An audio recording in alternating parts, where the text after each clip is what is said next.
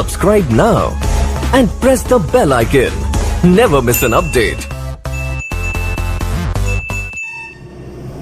प्रभात बच्चों, पिछली कक्षा में हमने कर्ता कारक प्रथमा विभक्ति के बारे में पढ़ा था। अब हम आते हैं द्वितीय विभक्ति। कहता है कर्तुरीप्सितमं कर्म। कर्तुः ईप्सितमं कर्म। कर्तुः कर्ता की, ईप्सित चाहा हुआ, अर्थात कर्ता की प्रबल इच्छा जिस कार्य को करने की होती है, कर्ता जिस कार्य को प्रबल इच्छा से करना चाहता है उसे कर्म कहते हैं। कर्म अंग्रेजी में ऑब्जेक्ट। तो कर्तुः ईप्सितमं, ईप्सित इच्छित, चाहित, वांछित। कर्ता की प्रबल इच्छा जिस कार्य को करने की हो उसे कर्म कहते हैं। और कर्मणि द्वितीया, जो भी कर्म होगा, जो भी ऑब्जेक्ट होगा, उसमें द्वितीय विभक्ति का प्रयोग होता है। हमने उस दिन कहा था सात विभक्ति, प्रथमा विभक्ति खत्म हुआ था। द्वितीय विभक्ति में, तो द्वितीय विभक्ति कहाँ लगता है? कर्म में लगता है। कर्मणि द्वितीया, जो भी कर्म होगा, ऑब्जेक्ट होगा, उसमें द्वितीय विभक्ति का प्रयोग होता है। अब आगे बढ़ते हैं। कहता है अभितः परितः सर्वतः योगे द्वितीया। अभितः परितः सर्वतः उभयतः डॉट डॉट डॉट योगे द्वितीया।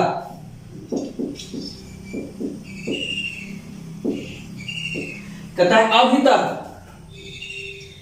दोनों ओर, परितः चारों ओर, सर्वतः सभी ओर, उभयतः दोनों ओर, अर्थात वह वस्तु, कोई एक वस्तु को मान लेते हैं, वह वस्तु जिसके दोनों तरफ कोई वस्तु हो, जिसके चारों तरफ कोई वस्तु हो, जिसके सभी तरफ कोई वस्तु हो, जिसके दोनों तरफ कोई वस्तु हो, चारों तरफ कोई वस्तु हो, सभी तरफ कोई वस्तु हो, उसमें द्वितीय विभक्ति का प्रयोग होता है। उदाहरण के लिए देख देते हैं। एक मंदिर, मंदिरम उभयतः, मंदिर के दोनों ओर मार्ग हैं। मंदिरम उभयतः मार्गम अस्ति, मंदिर के चारों तरफ बगीचे हैं। मंदिरम सर्वतः, मंदिरम परितः सर्वतः उद्यानम अस्ति। तो जिस चीज के दोनों तरफ, जिस चीज के चारों तरफ कोई भी वस्तु हो, वह वस्तु ध्यान रखना है कि जिसके है, जो है नहीं, जिसके चारों तरफ या दोनों तरफ कोई वस्तु हो, उसमें द्वितीय विभक्ति का प्रयोग होता है। ध्यान रखना है। जैसे मंदिरम उभयतः, मंदिरम सर्वतः। मंदिरम, मंदिर शब्द में द्वितीय विभक्ति का प्रयोग हुआ है। उद्यानम अस्ति, उद्यानाः सन्ति, जो भी कुछ भी है वो उसमें नहीं, मंदिर में द्वितीय विभक्ति का प्रयोग, क्योंकि मंदिर के दोनों तरफ या मंदिर के चारों तरफ कोई वस्तु है। मंदिर के दोनों तरफ नदी है। मंदिरम उभयतः नद्याः सन्ति, नद्योस्तः, जो भी है मंदिर के दोनों तरफ है। ठीक है। अगला सूत्र है प्रत्यनुधिनिक्षांतरांतरेण यावद्भि। प्रत्यनुधिनिक्षांतरांतरेण यावद्भि, कहता है प्रति, अनुधिक, निक्षा, अंतरा, अंतरेण और यावत, इन शब्दों के योग में जिनके साथ ये जुड़े हुए हो उसमें द्वितीय विभक्ति का प्रयोग होता है। प्रति मतलब होता है की ओर, अनु मतलब पीछे, धिक मतलब धिक्कार, निक्षा मतलब समीप, अंतरा मतलब बीच में, अंतरेण मतलब बिना, यावत मतलब तक। कहता है की ओर, प्रति, जैसे गांव की ओर जाओ, ग्रामम प्रति गच्छ, राम की ओर जाओ, राम की ओर देखो, रामम प्रति पश्य, मेरी ओर आओ, माम प्रति आगच्छ, उसकी ओर मत जाओ, तम प्रति मागच्छ।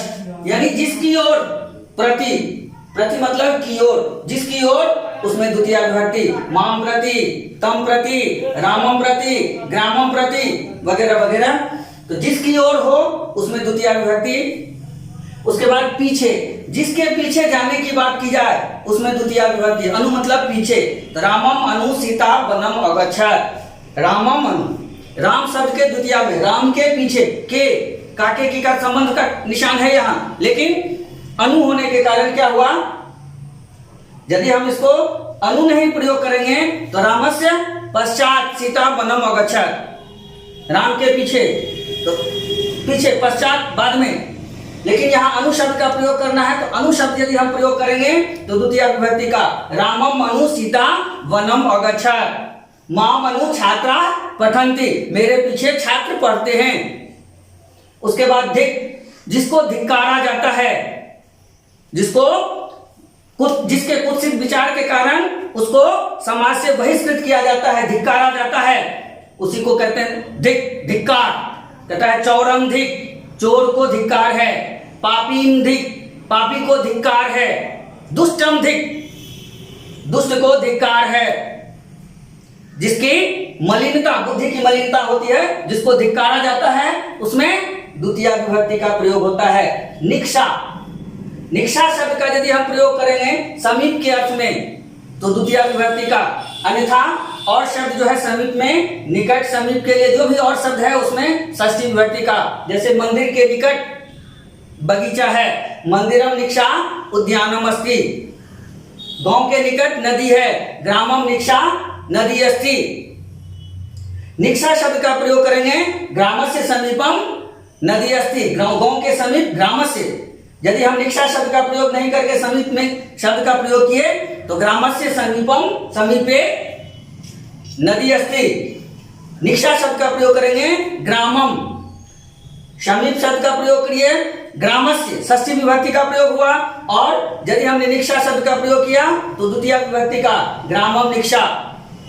यह ध्यान रखना है, निक्षा शब्द का प्रयोग करेंगे तो द्वितीय विभक्ति का प्रयोग होगा, यदि नहीं करेंगे तो नहीं होगा। उसके बाद अंतरा, अंतरा मतलब होता है बीच में, के बीच में।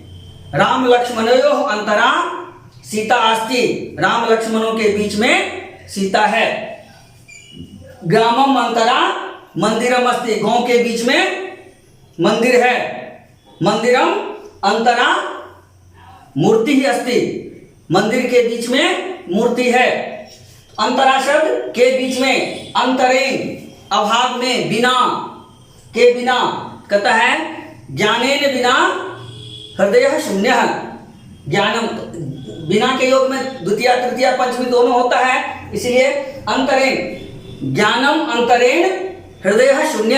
अंतरेण शब्द का प्रयोग करेंगे तो द्वितीय विभक्ति, और बिना शब्द का प्रयोग करेंगे तो द्वितीय तृतीय और पंचमी, इस तीनों में से कोई हो सकता है। तो यहाँ हमें अंतरेण शब्द का देखना है, तो ज्ञानम अंतरेण, ज्ञानम अंतरेण हृदय शून्य, ज्ञान के अभाव में हृदय शून्य है। और यावत, यावत सीमा तक, यहां से लेकर वहां तक, अत्रतः तत्र यावत, मंदिरम यावत, नगरम यावत, विद्यालयम यावत, प्रथम पाठतः चतुर्थ पाठम यावत।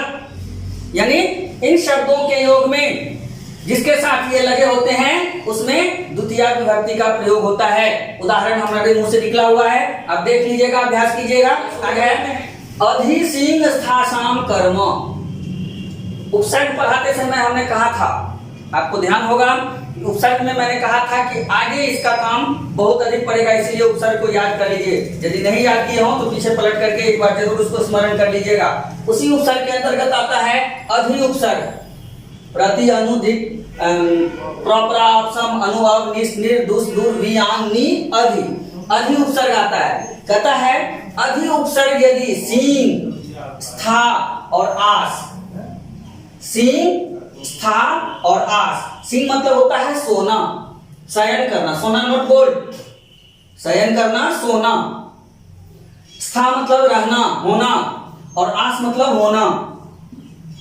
इन धातुओं के योग में, इन धातुओं के योग में यदि इसके पूर्व में अधि उपसर्ग का प्रयोग हम करते हैं तो इनमें द्वितीय विभक्ति का प्रयोग होता है। यदि हम अधि उपसर्ग का प्रयोग नहीं करते हैं तो इसमें सप्तमी विभक्ति का प्रयोग होता है। यदि सप्तमी विभक्ति लगाना है तो अधि उपसर्ग नहीं लगाएंगे, और यदि द्वितीय विभक्ति लगाना है तो अधि उपसर्ग का प्रयोग करेंगे। जैसे सिंह मतलब सोना, बालकः, बालकः सज्जाम अधिशेते,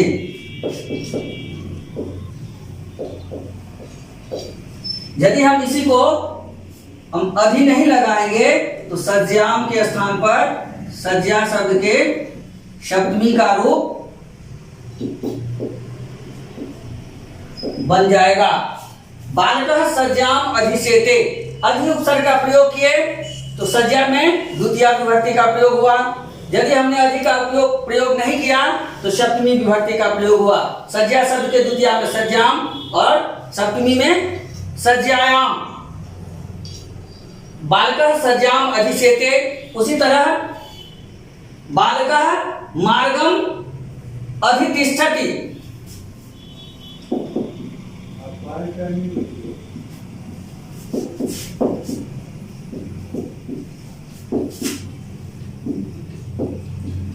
अधितिष्ठति।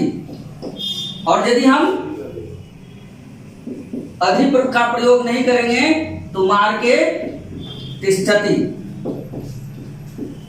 अधि का प्रयोग किए, बालकः मार्गम अधितिष्ठति, मार्ग में द्वितीय विभक्ति का प्रयोग हुआ। और जब हमने अधि का प्रयोग हटा दिया तो सप्तमी विभक्ति का प्रयोग हुआ, मार्गे तिष्ठति। यदि हम अधि का प्रयोग करेंगे तो द्वितीय में होगा और अधि का प्रयोग नहीं करेंगे तो सप्तमी विभक्ति में चला जाएगा। उसी तरह आस मतलब होता है होना। नृपः प्रासादम आस्ते, प्रासादे आस्ते, अध्यास्ते, माफ कीजिए, अध्यास्ते और प्रासादे आस्ते। नृपः राजा महल पर है, प्रासाद मतलब होता है महल, तो राजा महल पर है। अध्यास्ते, अधि का उपसर्ग का प्रयोग किए तो प्रासादम द्वितीय विभक्ति, और यदि हम अधि उपसर्ग का प्रयोग नहीं किए तो सप्तमी विभक्ति। प्रासाद मतलब महल, महल के ऊपर में है आस्ते। तो यह ध्यान रखना है कि सिंह, स्था और आस, सिंह मतलब सोना, स्था मतलब रहना और आस मतलब होना, इन धातुओं के साथ यदि अधि उपसर्ग का प्रयोग किया गया है तो जिनके साथ ये प्रयोग होते हैं उनमें द्वितीय विभक्ति का प्रयोग होगा। यदि हम अधि उपसर्ग का प्रयोग नहीं करेंगे तो उसमें सप्तमी विभक्ति का प्रयोग होता है। अधिसिंह स्थासाम कर्म, जैसे उदाहरण आप देख रहे हैं, दोनों में बना हुआ है। बालकः कॉमन है, नृपः कॉमन है, इसलिए इसमें कोई परिवर्तन नहीं है।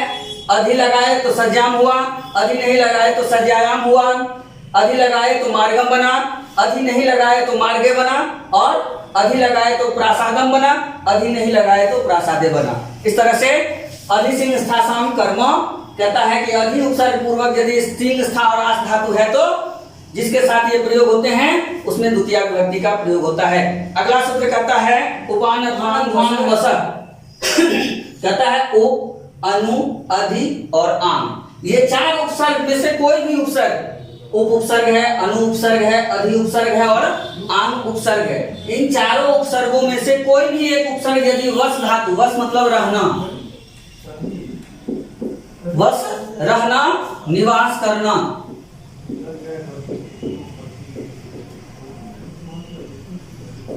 रहना या निवास करना, इस अर्थ में जो वस धातु का प्रयोग है, वसना, रहना, निवास करना, उसके साथ यदि इस चारों में से उप, अनु, अधि और आन, इस चारों में से कोई भी उपसर्ग जुड़ा हुआ है तो जिस स्थान पर रहने की बात की जाती है उस स्थान में द्वितीय विभक्ति का प्रयोग होगा। यदि उपसर्ग का प्रयोग नहीं करेंगे तो सप्तमी विभक्ति का प्रयोग होगा। जैसे राम, रामः, ग्रामम, उपवसति,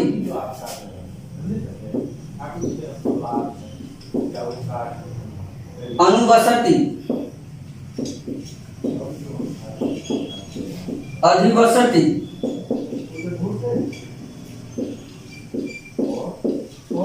आवसति। कहता है यदि हम इन उपसर्ग का प्रयोग किए हुए हैं, उपवसति में उप का प्रयोग है, अनुवसति में अनु का प्रयोग है, अधिवसति में अधि का प्रयोग है और आवसति में आन का प्रयोग है। आन में ङ का लोप हो जाता है इसलिए शेष आवस्था है, आवसति। इन चारों का प्रयोग किए तो राम गांव में रहता है, इसके लिए अनुवाद जो बनाएंगे तो रामः ग्रामम उपवसति लिखेंगे या रामः ग्रामम अनुवसति लिखेंगे या रामः ग्रामम अधिवसति लिखेंगे या रामः ग्रामम आवसति लिखेंगे। इस चारों में से कोई भी लिखेंगे हमारा वाक्य शुद्ध होगा। लेकिन यदि हम उप, अनु, अधि और आ का उपयोग नहीं करते हुए सिर्फ वसति शब्द का प्रयोग करेंगे तो यहां ग्रामम न होकर के ग्रामे, रामः ग्रामे वसति ऐसा बन जाएगा। ग्राम शब्द में जहां पर रहने की बात की जाती है, गांव में रहने की बात की जाती है, वहां द्वितीय विभक्ति का प्रयोग हुआ। द्वितीय विभक्ति न होकर के सप्तमी विभक्ति रामः ग्रामे वसति। इस तरह से कहता है उपान अध्वांग वसः, उप, अनु, अधि और आंग। उप, अनु, अधि और आंग इस चारों उपसर्ग में से कोई भी उपसर्ग यदि वस धातु के पूर्व लगा हुआ है, वस मतलब रहना धातु के साथ जुड़ा हुआ है, तो जिस स्थान पर रहने की बात की जाती है उसमें द्वितीय विभक्ति का प्रयोग होता है। एक शब्द आपको मिलता है उपवसति, उसके तुरंत बाद में कहता है अभुक्तर्थस्य न।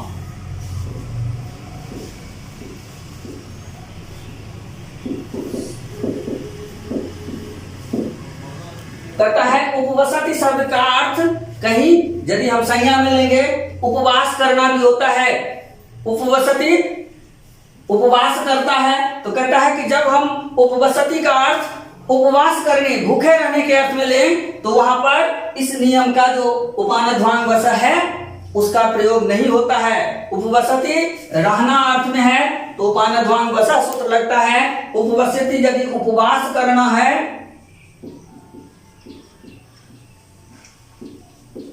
तो अभुक्त अर्थ से न कहता है कि उसमें ये नियम लागू नहीं होगा। तब सामान्य नियम जो परिस्थिति है जिसके कारण से अन्नाभावेन उपवसति, अन्न के अभाव में उपवास करता है, समय से अभावे उपवसति, समय के अभाव में उपवास करता है, जो भी है जिस कारण से है वह सामान्य नियम यथा नियम के अनुकूल जो भी विभक्ति प्रयोग होगा वो विभक्ति प्रयुक्त होता है। अभुक्त अर्थ से न कहता उपवसति शब्द का अर्थ यदि उपवास करना है तो ये सूत्र है उपानध्वांग वसः, वह नियम यहाँ लागू नहीं होता है। वह सामान्य नियम में जो विभक्ति यथा स्थिति है उसके हिसाब से उसका प्रयोग होता है। अगला शब्द विशेषण द्वितीय कहता है वह शब्द जो क्रिया की विशेषता बताता है उसे क्रिया विशेषण कहते हैं। जैसे राम पढ़ता है, राम पढ़ता है पढ़ना क्रिया हुआ, राम अच्छा पढ़ता है, अच्छा जो है वह क्रिया विशेषण। घोड़ा दौड़ता है, दौड़ना क्रिया हुआ, घोड़ा तेज दौड़ता है तो तेज जो हुआ वह क्रिया विशेषण हुआ। तो वह शब्द जो क्रिया की विशेषता को प्रकट करता है उसे क्रिया विशेषण कहते हैं। और क्रिया विशेषण में द्वितीय विभक्ति का प्रयोग होता है। जैसे वायु मंदम वहति, हवा बहती है, बहती है कैसी बहती है तो मंदम बहती, धीरे धीरे बहती है।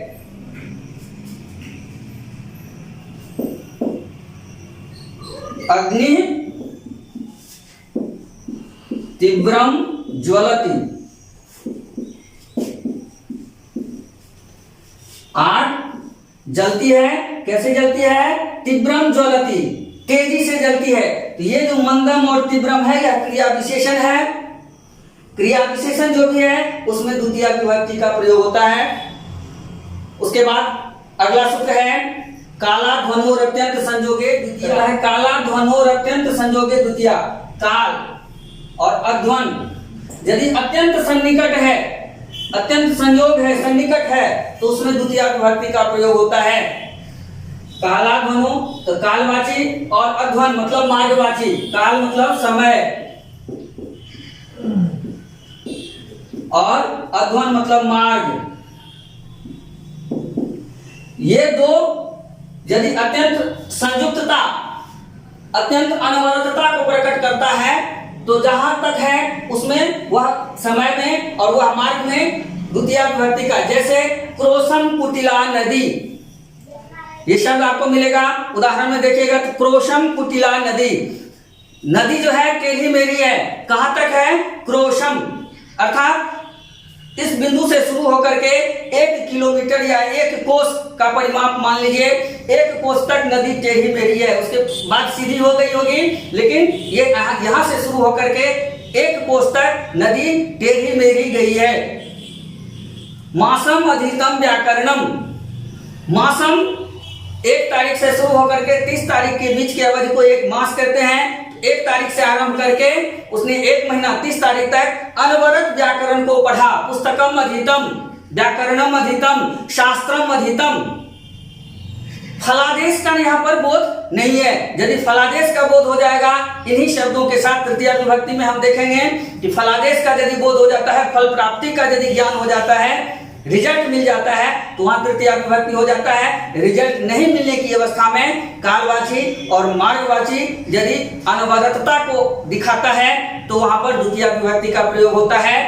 जैसे क्रोशम कुटिला नदी, मासम अधीतम व्याकरणम या मासम अधीतम पुस्तकम, जो भी हम कहें, मासम और क्रोशम, मार्गवाची जो क्रोश शब्द है और संज्ञावाची जो मास शब्द है, उसमें द्वितीया विभक्ति का प्रयोग हुआ, क्योंकि रिजल्ट मासम अधिकतम व्याकरणम 1 महीने तक व्याकरण पढ़ा, उसको आ गया कि नहीं आ गया इसका द्योतक नहीं है, इसमें रिजल्ट नहीं है। इस तरह से हमने द्वितीया विभक्ति को देखा है। द्वितीया विभक्ति में जहां कहीं भी समस्या हो, आप हमसे जिज्ञासा करेंगे। धन्यवाद, आपका दिन मंगलमय रहे।